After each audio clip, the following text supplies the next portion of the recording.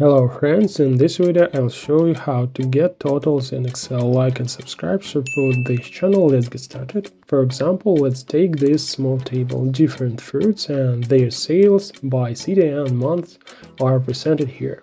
In this situation it's quite simple to get the total value. We stand in the last cell of the column and press the AutoSum button. As you can see, this function immediately understood what we needed and highlighted the necessary cells. Press enter and so we got the total value.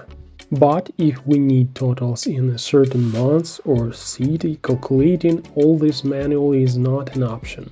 It's better to use pivot tables. To begin with, we convert our range to a data table. Click on the Format as Table button. For more information about the table, see here. Then click on the Insert tab and select Pivot Table.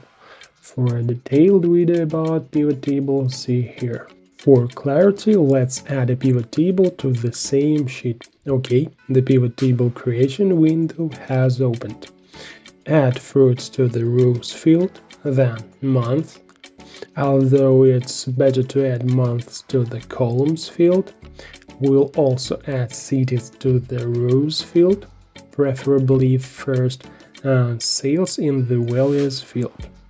And that's what we got, the totals for each products in each city, plus separately for each city, and also all the totals for each month. Some results may not be needed, so they can be customized as you need. Select Design and click Subtotals on the left. You can choose the location at the bottom, top, or even delete it. The grand totals can be deleted or left only in rows or columns, as you wish. It's all. Now you know a little more. Thanks for watching.